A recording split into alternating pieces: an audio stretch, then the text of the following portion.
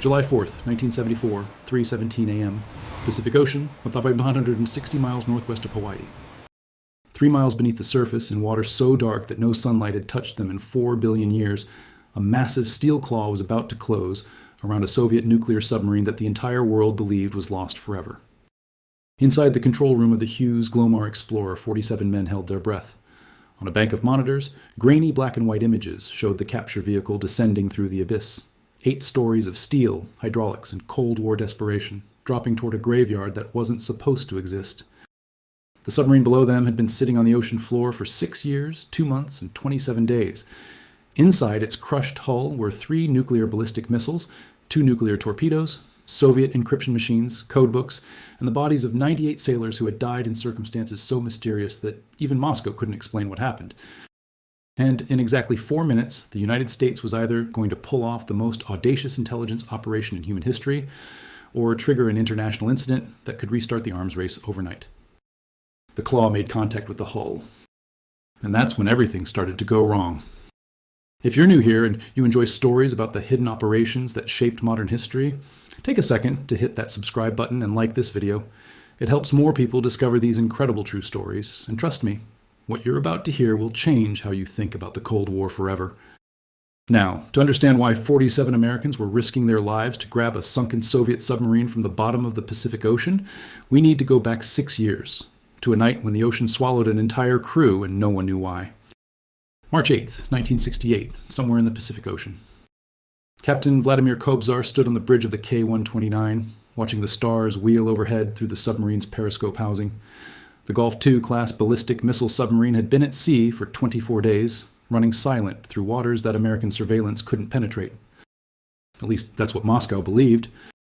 The K-129 was one of the Soviet Union's most dangerous weapons, a diesel-electric submarine carrying 3 R-21 nuclear ballistic missiles, each capable of vaporizing an American city. Her mission was simple: patrol the Pacific, stay hidden, and wait for the order that everyone prayed would never come. Kobzar was a veteran of 23 years in the Soviet submarine service. He'd survived depth charges during training exercises, equipment failures that would have killed lesser commanders, and the constant psychological pressure of carrying enough nuclear firepower to end civilization. But that night, something was different. The submarine had been running on the surface to recharge her batteries, a routine procedure that every diesel submarine had to perform. The seas were moderate, visibility was fair, and the crew was settling into the rhythm of a long patrol. At approximately 11 p.m. local time, the K-129 sent her last routine communication to Soviet naval headquarters at Vladivostok. Everything was normal, all systems functioning. The crew was healthy. The mission was proceeding according to plan. That was the last time anyone heard from the K-129. But what happened next? That question would haunt intelligence agencies on both sides of the Iron Curtain for decades, because what we know now is that somewhere in the hours after that final transmission, 98 Soviet sailors died in circumstances so catastrophic, so sudden, that not a single one of them had time to send a distress signal. The Soviet Pacific Fleet noticed the K-129 was missing on March 12th, 4 days after her last communication. When a submarine fails to report in, the first assumption is always communications equipment failure. Submarines run silent for a reason. Sometimes they can't transmit without revealing their position. But by March 15th, Moscow knew something was seriously wrong. The K-129 had missed her scheduled communication window twice. No Soviet ballistic missile submarine had ever failed to check in without explanation. The boats were too valuable, the missions too critical. If a submarine couldn't transmit, standing orders required the captain to surface and use emergency protocols. Captain Kobzar hadn't surfaced. He hadn't transmitted. He hadn't done anything at all. On March 17th, the Soviet Pacific Fleet launched the largest submarine search operation in their history.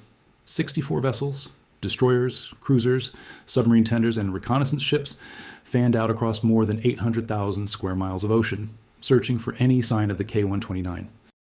And here's where the story takes its first strange turn. The Soviets were looking in the wrong place. Their search focused on the K-129's assigned patrol area, a zone roughly 600 miles from Hawaii, where she was supposed to be lurking, waiting for orders. But the submarine wasn't there. She wasn't anywhere near there. The K-129 had sunk 300 miles northwest of her patrol station, in waters that made no tactical sense whatsoever. What was she doing there? Why had Captain Kobzar deviated from his assigned route? The Soviets never found their submarine. After 2 months of searching, Moscow quietly called off the operation and classified the K-129's loss as an accident at sea. The families of the 98 dead sailors were told their loved ones had perished in a training exercise. No bodies were recovered. No memorial was held. The K-129 was erased from official Soviet naval records. But 7,000 miles away, in a classified facility in Hawaii, American intelligence analysts were looking at something that the Soviets couldn't see. And it was about to change everything. The United States Navy had been listening to the Soviet submarine fleet since the early 1960s through a network of underwater microphones called SOSUS, the Sound Surveillance System. These hydrophones were positioned along the ocean floor at strategic choke points, listening for the distinctive acoustic signatures of Soviet submarines. On the night of March 8, 1968, SOSUS stations in the Pacific picked up something unusual. At 11:14 p.m. local time, hydrophones at multiple locations recorded a massive underwater acoustic event. A sound so loud, so violent, that it saturated recording equipment designed to detect explosions thousands of miles away. The sound profile was unmistakable. It was an implosion. When a submarine sinks below its crushed depth, the hull can't withstand the pressure of the water outside. The metal collapses inward with catastrophic force, creating a distinctive acoustic signature that sounds like nothing else in the ocean. American analysts had recorded Soviet submarines imploding before during accidents. They knew exactly what they were hearing. But here's what made the K-129's implosion different. 0.6 of a second before the hull collapsed, SOSUS recorded another sound, a sharp, violent explosion that was distinctly different from the implosion that followed. This wasn't the submarine being crushed by water pressure. This was something else. Something had exploded inside the K-129 before she ever reached crushed depth. The American intelligence community went into overdrive.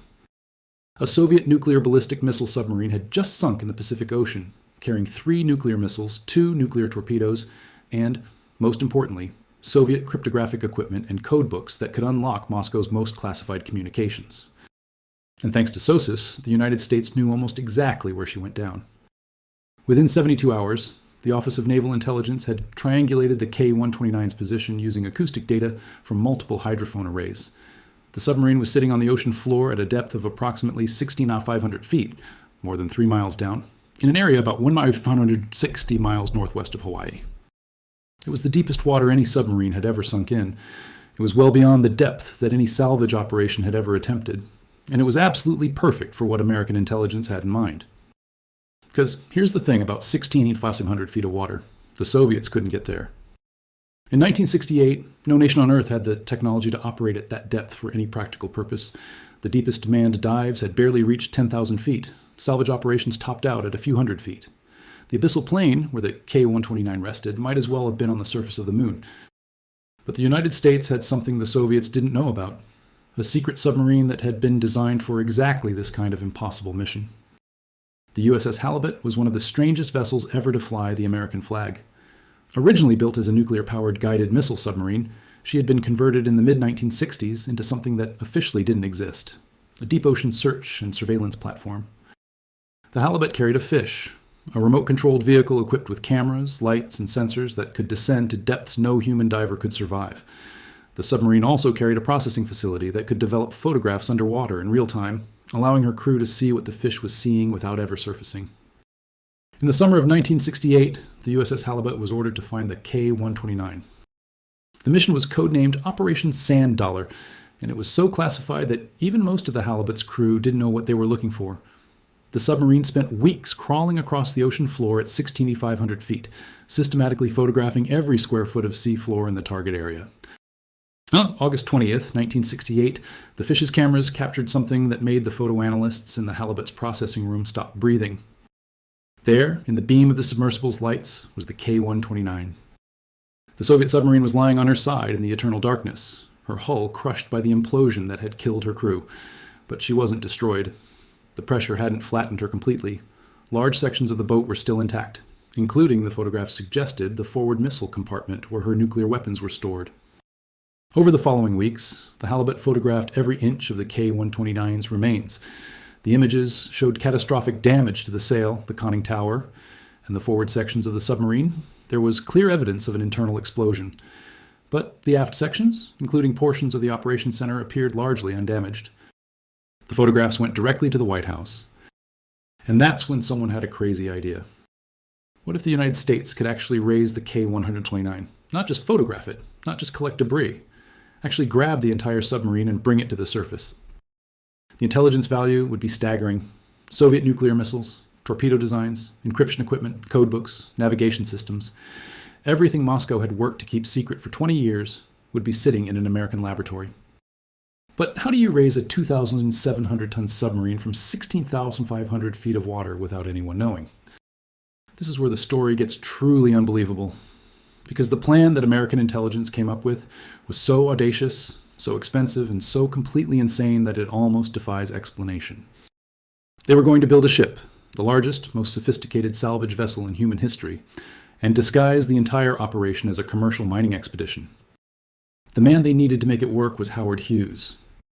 In 1969, Howard Hughes was the most famous recluse in America, a billionaire aviator, movie producer, and industrial tycoon who hadn't been photographed in public in more than a decade.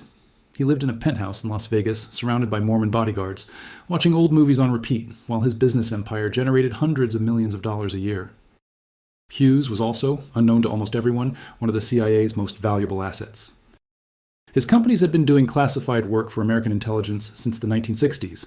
Hughes Aircraft built spy satellites. Hughes Tool Company manufactured specialized equipment for covert operations. When the CIA needed a cover story for something that couldn't officially exist, Howard Hughes was their first call. The plan was elegant in its simplicity and staggering in its ambition. The CIA would build a 619-foot ship equipped with the most advanced deep ocean salvage equipment ever designed.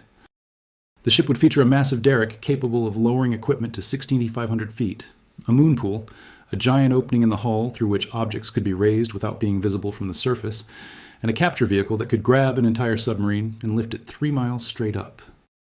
And all of this would be hidden behind a cover story about deep-sea manganese nodule mining. In the early 1970s, deep-sea mining was the next big thing. The ocean floor was covered with mineral deposits, manganese, copper, nickel, cobalt, that seemed ready for commercial exploitation. Hughes companies publicly announced they were building a ship called the Hughes Glomar Explorer to harvest these underwater riches. The story was perfect. It explained the unusual ship design. It explained the extended ocean voyages. It explained why the vessel would spend weeks stationary over deep water, lowering equipment toward the bottom. Nobody suspected they were actually building the world's most expensive grave robbing operation. The Hughes Glomar Explorer cost $350 million to construct, equivalent to roughly $2.5 billion in today's money. It was 619 feet long, with a beam of 116 feet and a displacement of 63,000 tons. The ship's moon pool was 199 feet long and 74 feet wide, large enough to swallow a Boeing 747. But the most remarkable part of the ship was what would go down through that moon pool: the capture vehicle, codenamed Clementine. Clementine was essentially a giant mechanical claw attached to a 16,500-foot-long pipe string.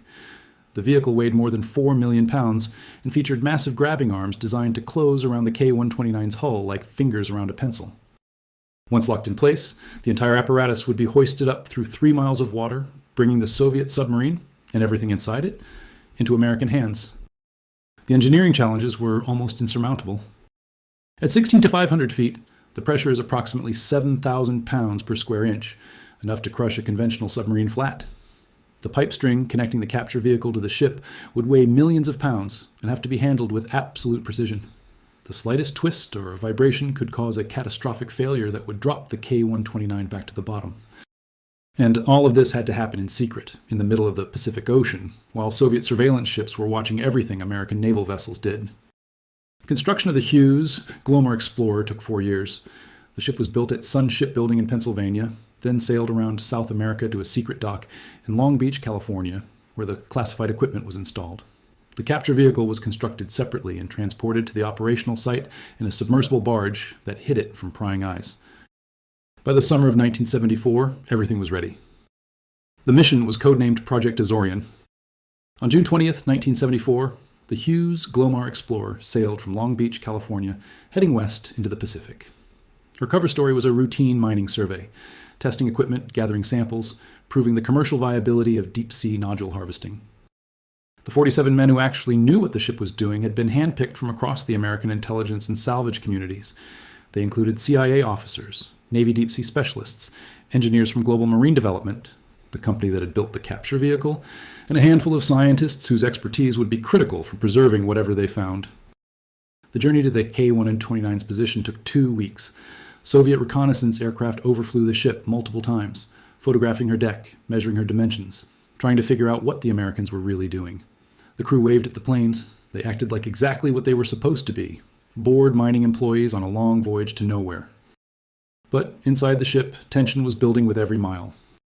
On July 1st, the Hughes Glomar Explorer arrived at the recovery site. Using coordinates provided by the USS Halibut's reconnaissance mission, the ship positioned herself directly above the K-129's remains and began preparing for the most difficult salvage operation ever attempted. The first step was lowering the capture vehicle through the moon pool and down into the abyss. The pipe string was assembled section by section. Each 60-foot segment had to be precisely aligned and connected before the next could be added. The process took 3 days, 3 days of continuous work, 3 days of Soviet surveillance flights, 3 days of hoping that nothing would go wrong before they even reached the target. At 11:42 p.m. on July 3rd, the capture vehicle touched down on the ocean floor. And that's when the crew of the Hughes Glomar Explorer got their first real look at what they were dealing with. The K-129 was a wreck. 6 years on the ocean floor had taken a terrible toll. The submarine's hull was corroded, weakened, and in some places already crumbling. The explosion and implosion that had killed her crew had twisted metal and ruptured compartments that were supposed to be watertight. Marine life had colonized every surface, anemones, crustaceans, and organisms that had never seen sunlight feeding on what remained. But the real problem was structural.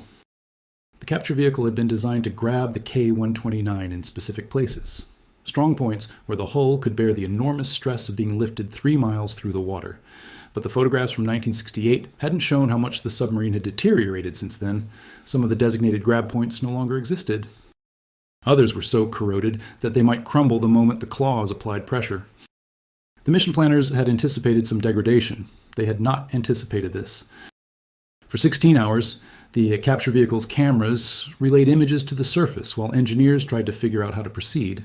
The original recovery plan had called for grabbing the entire submarine and lifting it intact. That was clearly impossible now. The K-129 would break apart long before she reached the surface. The decision was made to focus on the most valuable section, the forward portion of the submarine, containing the sail, the control room, the operations center, and at least 2 of the 3 nuclear missiles.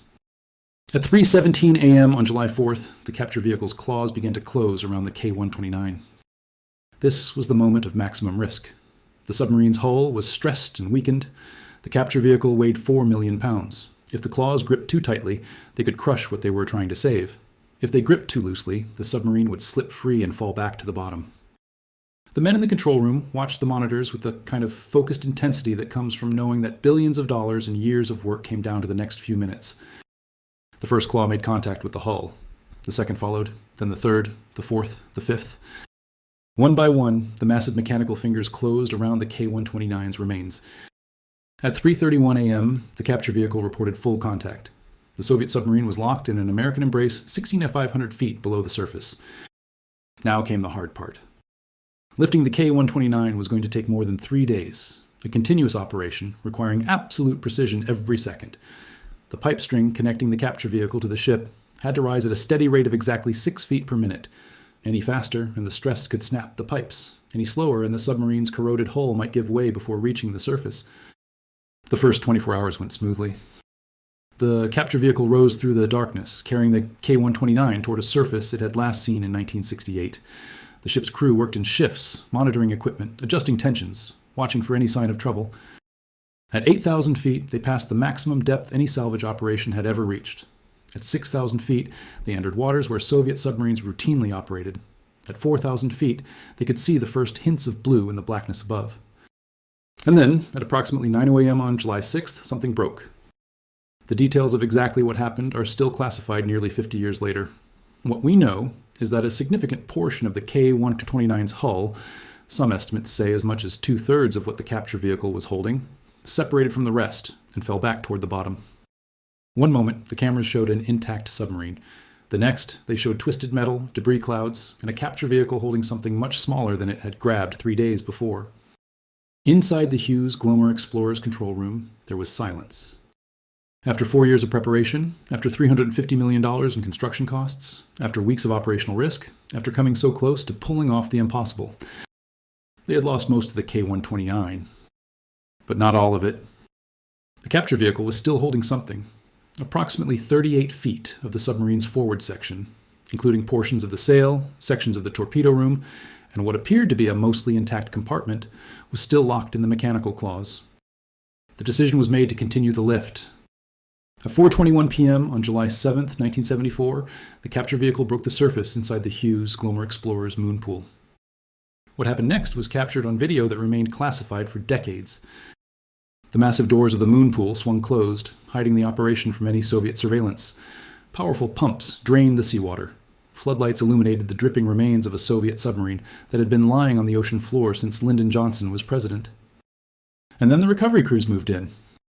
The first thing they found was bodies. 6 Soviet sailors were still inside the recovered section, men who had been dead for more than 6 years, preserved by the cold and pressure of the deep ocean. Their remains were in remarkably good condition. Their uniforms were still identifiable.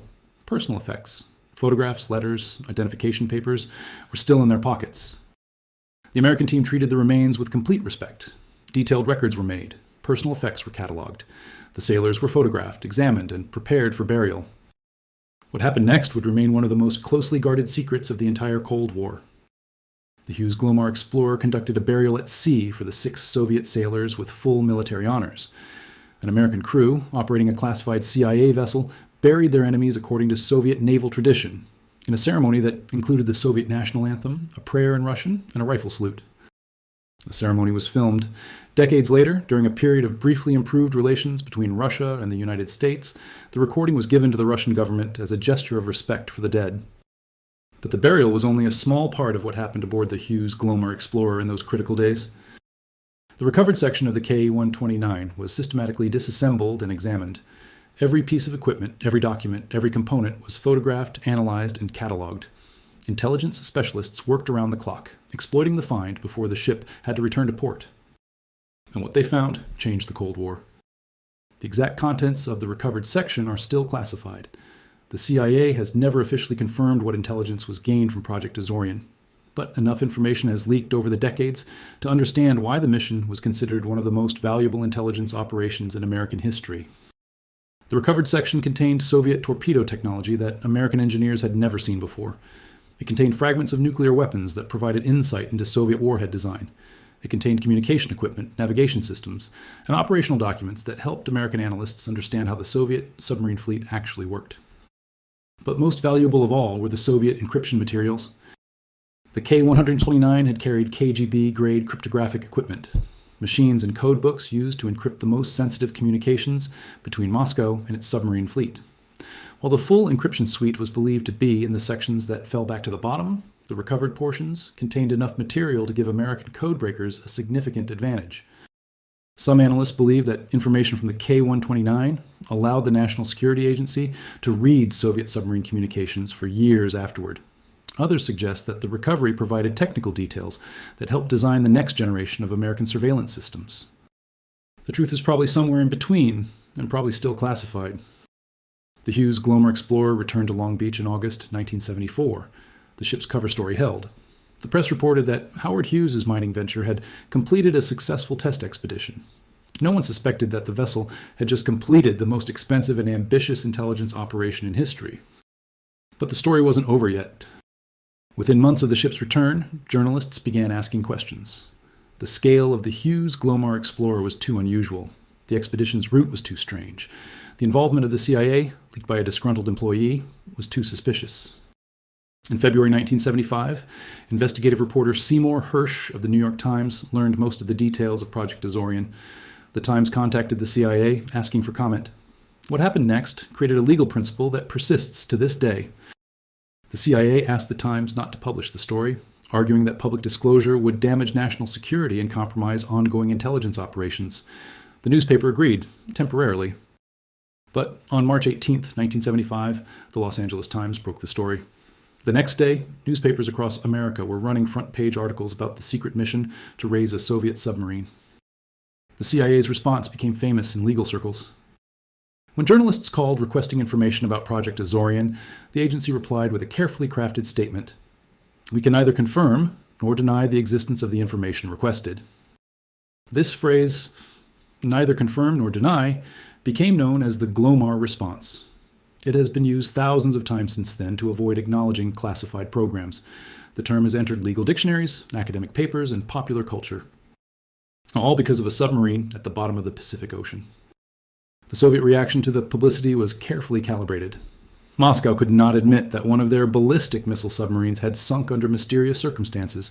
They could not acknowledge that American intelligence had been operating at the site for years. They could not confirm that nuclear weapons had been lost in international waters. So they said nothing. Behind closed doors, Soviet officials were reportedly furious. The loss of the K-129 had been a closely guarded secret. Now the whole world knew that an American ship had grabbed a Soviet nuclear submarine, and that Moscow had been powerless to stop it. But there was something else the Soviets didn't want to talk about. What had actually sunk the K-129? The cause of the disaster has never been officially determined. Multiple theories have been proposed, each supported by some evidence and contradicted by other evidence. The most common explanation is an accidental explosion in the submarine's battery compartment. Diesel-electric submarines like the K-129 used massive banks of lead-acid batteries that produced hydrogen gas during charging. If hydrogen accumulated in a confined space and found an ignition source, the resulting explosion could be catastrophic. The SOSUS recordings supported this theory. The explosion that preceded the K-129's implosion was consistent with a hydrogen gas detonation. But other evidence pointed in different directions. Some analysts noted that the K-129 was found 300 miles from her assigned patrol area, heading toward Hawaii at the time of her sinking. Why would Captain Kobzar deviate from his orders? What was he doing? A controversial theory proposed that the K-129 was attempting a rogue launch. The Captain Kobzar, or elements of his crew, were trying to fire nuclear missiles at Hawaii without authorization. According to this theory, the Soviet Navy somehow stopped the launch at the last moment, deliberately destroying the submarine to prevent a nuclear attack. This theory was popularized in a 2005 book, but has been largely dismissed by most intelligence analysts. No evidence supports the idea of a rogue launch attempt. The K-129's deviation from her patrol area could have been caused by equipment malfunction, navigation error, or orders that Moscow never disclosed. Another theory suggested that the K-129 was actually sunk by a collision with an American submarine, the USS Swordfish, that was shadowing Soviet vessels in the area. The Swordfish had damage to her periscope that required repair shortly after the K-129's loss. Some researchers claimed this was evidence of a collision. The Navy denied any collision had occurred. Subsequent investigations found no evidence linking the Swordfish to the K-129's sinking, but the theory persists in certain circles, fueled by the secrecy that still surrounds both vessels. The most likely explanation remains the simplest. Something went wrong aboard the K-129, probably involving her batteries or weapons, and the resulting explosion sent her to the bottom before anyone could react. 98 men died in seconds, and the true cause may never be known. But what happened to the rest of the submarine? After the partial success of Project Azorian in 1974, the CIA planned a second recovery mission. The Hughes Glomar Explorer was supposed to return to the site and attempt to raise the remaining sections, the portions that had fallen away during the first lift. The mission was codenamed Project Matador. It never happened. The publicity surrounding Project Azorian made a second recovery impossible. The Soviets were now aware of the site. They were monitoring it. Any attempt to return would be detected immediately. The remaining sections of the K-129 are still on the ocean floor, 16 to 5,100 feet below the surface. The two nuclear ballistic missiles that weren't recovered are still there. The encryption equipment that American intelligence wanted most desperately is still there. The bodies of 92 Soviet sailors are still there. It is, in many ways, the most dangerous shipwreck on Earth. The Hughes Glomar Explorer had a long career after Project Azorian. The ship was transferred to the Navy, then leased to private companies for actual deep-sea drilling operations. She spent decades working in the oil industry, drilling exploratory wells in some of the deepest waters on the planet. In 2015, the Hughes Glomar Explorer was finally scrapped. The ship that had raised a Soviet submarine from the abyss was cut into pieces and recycled. Only photographs and documents remain to prove she ever existed. But the legacy of Project Azorian extends far beyond a single ship. The technology developed for the recovery operation revolutionized deep ocean engineering. The pipe handling systems, the position-keeping equipment, the heavy lift technology, all of this was adapted for commercial use. The modern offshore drilling industry owes a significant debt to a CIA intelligence operation that was never supposed to be known. The men who participated in Project Azorian were sworn to secrecy for decades. Many went to their graves without ever telling their families what they had done. Only after declassification in the 2010s could survivors speak publicly about their role in one of the most remarkable feats of engineering and espionage ever attempted. And the K-129 herself? She lies where she fell, in the eternal darkness of the abyssal plain. Marine life has consumed most of what remains. Corrosion has eaten through steel that was built to withstand depth charges. The nuclear weapons aboard her have probably degraded beyond recovery. But the questions remain. What was the K-129 doing 300 miles from her patrol area? What caused the explosion that killed her crew? What would have happened if Project Azorian had succeeded completely, if the entire submarine had been raised intact? And what else is down there, in the darkness, that we still don't know about? The Cold War was fought in many theaters: Berlin, Korea, Vietnam, space, but some of its most critical battles took place in places no human being could survive, in waters so deep that they were beyond the reach of nations. Except once.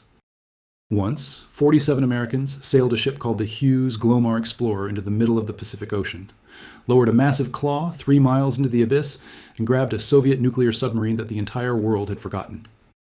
They didn't get everything they wanted. The hull broke, the missiles fell, the secrets slipped away. But they got enough. Enough to change the way America understood the Soviet Navy, enough to prove that the impossible could be attempted, enough to create technology that transformed an industry, and enough to demonstrate that in the Cold War, there was no depth too deep, no risk too great, and no secret safe from those determined enough to uncover it. The K-129 sank on March 8, 1968, carrying 98 men and 3 nuclear missiles into darkness that should have been eternal. But eternity, it turns out, was only 6 years long. In the early morning hours of July 4, 1974, America's Independence Day, a steel claw reached down through 3 miles of ocean and touched the hull of a Soviet submarine that was supposed to have disappeared forever. What happened next changed the Cold War. What was found inside changed how 2 superpowers understood each other. And what was lost, the sections that fell away, the missiles that remained behind, the bodies that were never recovered, changed nothing at all. Because in the end, the ocean keeps what it takes. Project Azorian proved that human ingenuity could reach into the abyss and pull something back. But it also proved that the abyss doesn't surrender easily. The K-129 is still down there. The 92 sailors whose bodies were never recovered are still down there. The secrets that the CIA spent $350 million trying to grab are still down there. 3 miles below the surface, in waters where no sunlight has penetrated in 4 billion years, the Cold War's most dangerous shipwreck waits in silence. And the darkness keeps its counsel. The story of the K-129 and Project Azorian remains one of the most extraordinary episodes of the Cold War, a testament to human courage, technological ambition, and the lengths to which nations will go to understand their enemies. 98 Soviet sailors died in those dark waters. 6 of them were given a burial at sea by the very men who had come to salvage their boat. The ceremony, conducted in Russian, with the Soviet anthem playing on an American ship, stands as one of the most remarkable gestures of humanity in an era defined by hostility. The families of the K-129's crew waited decades for answers that never came. Moscow maintained the fiction that their loved ones had died in a routine training accident. It wasn't until the 1990s, after the Soviet Union collapsed, that the full scope of the disaster was officially acknowledged. Today, the K-129 is remembered in Vladivostok, where a memorial honors the 98 men who never came home.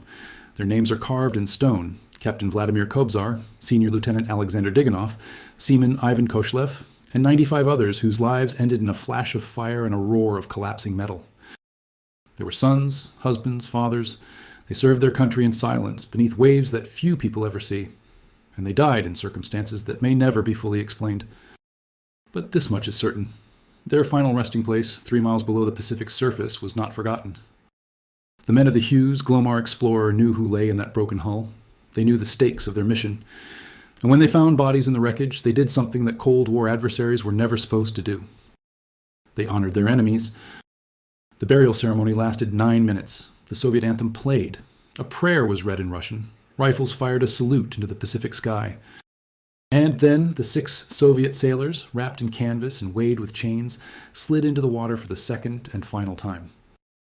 This moment, captured on film, hidden for decades, eventually shared with Russia as a gesture of reconciliation, represents something that transcends the politics of the Cold War. It represents humanity. In the middle of an intelligence operation designed to give one superpower an advantage over another, American sailors stopped to honor the dead of their enemy. They did it correctly. They did it respectfully. They did it because, regardless of politics, there are some things that matter more than the secrets we keep. The K-129 may have been a weapon of mass destruction. Her crew may have been prepared to launch nuclear missiles at American cities if the order came, but in death, they were simply men. Men who deserved the dignity of proper burial. Men whose sacrifice deserved acknowledgement even from those who considered them adversaries. That is the true legacy of Project Azorian. Not the technology, not the intelligence, not the billions of dollars spent or the records broken. The true legacy is 9 minutes of ceremony on the deck of the Hughes Glomar Explorer, when enemies became mourners and the Cold War paused long enough for human beings to remember what they had in common. And if you've made it this far in this video, you've heard a story that most people will never know.